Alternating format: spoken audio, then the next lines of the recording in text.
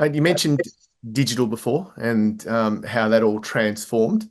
Tell us about the digital department that you guys have created in Findex and how that digital tech is continuing to drive the future of Findex. Yeah, in fact, if you really looked at Findex, other than the people and the scale and the stuff that we've talked about, at its heart, we're actually a fintech business. We're probably more a fintech business than a financial planning business or an accounting business and all of the other service lines that we provide to clients. I think it's at the heart and soul. The reason being is, those systems that digitization can produce means that you can replicate an experience time and time and time again.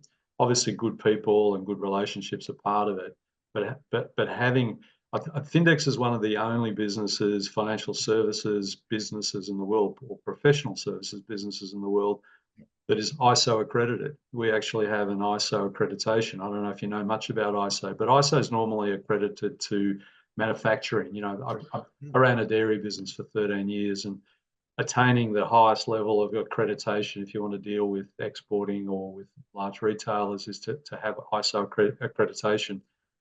The reason it's normally associated to manufacturing is because you've got machines, and machines just, once they're well oiled and everything's going, they'll just keep doing what they're doing 24 hours a day, 7 days a week.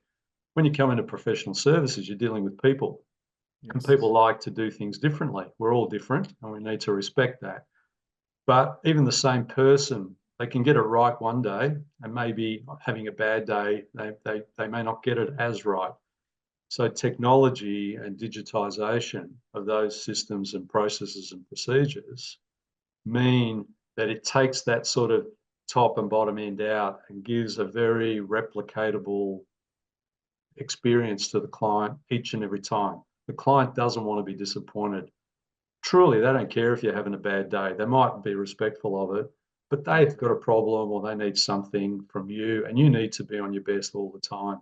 And the way to do that is to digitize and have at the heart and soul of your business, a big digital footprint underpinning it. Has that now formed into, let's call it, I know, whether it be data centers and artificial intelligence driving a lot of that as well. Have you that automation piece and making sure that AI is playing a part of that? Absolutely.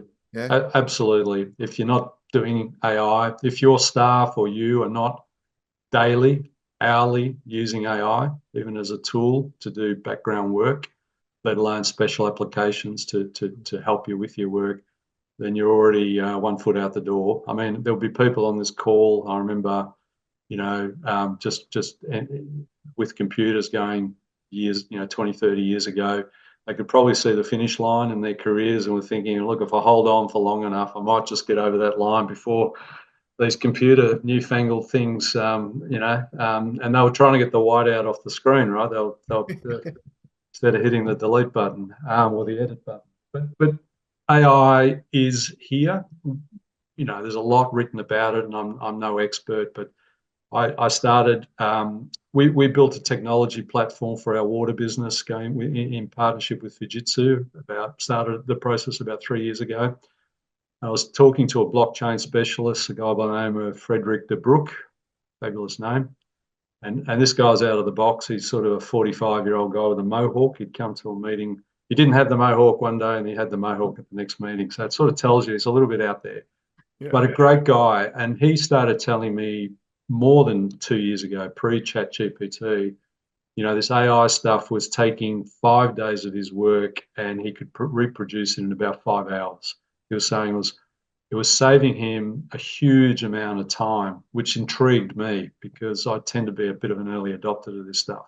Mm-hmm. So I went looking and found a lot of good stuff. I mean, there's a lot of hocus pocus out there too, but I think running away from AI is not the way to go. I think embracing it even at a basic level and just subscribing to ChatGPT or Perplexity or any of those versions of it will yield a lot.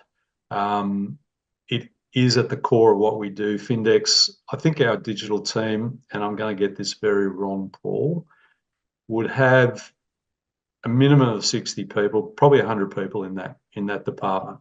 Yeah, it'd be that, probably more, but I know it'd be that sort of number. I can put it into the chat later if anyone's interested. But probably not, but essentially that parts of that team have been playing with AI in order to be the next iteration. So in that third revolution of digital, AI is the next iteration within that, right? And it's going to disrupt professional services. If you're in basic, AC and tax and audit in particular, there is enormous disruption coming, and it's coming faster than most people think. I've seen trials. I can think of one testimonial that we looked at where we did an AI audit and we did a human audit, and AI was 97%, I think was the number. It's 97, 98% accurate, which is remarkable in a real client audit, just to benchmark some of the work that was going on. And then when we dug deeper, and this does your head in when you think about it, the reason there was a 2 or 3% discrepancy was AI was actually 100% accurate, and the human audit had fault. So the discrepancy was actually the other way around. That the normal audit, so to speak, was actually had a couple of mistakes in it. So AI got it 100% right. So if that doesn't scare the hell out of auditors, on this podcast, then it's food for thought. It doesn't mean we should all be hanging off a bridge somewhere. I think there's middle ground, and it will be used, I think, certainly initially as a tool to help validate and speed up and do probably more for the client than a total disruptor to put a whole bunch of people out of work. But yeah, it's here to stay. 100%. And I think again, looking at some of the research around even some of the, like the bots that are being created now that have been designed to work with firms to take away all that low end work that a bot that works 24/7 can actually do. So when you talk about disruption, and that was the word we always use when tech giants were coming through, is it a disruptor? And you absolutely, I agree 100% with what you're saying in terms of it's here. It's about how you embrace it and then how you work with it. Well, by embracing it, Paul, you take it from being a disruptor, which is sort of a connotation, it's almost a negative word, and converting it to an enabler. It's switching the view to sort of say, well, if we run away and we're fearful of it, then it's going to get us. If we embrace it and understand it and then apply it in a positive way, it can enable a lot more to happen. It can free up time. It can free up opportunity. It can free up discussions with clients.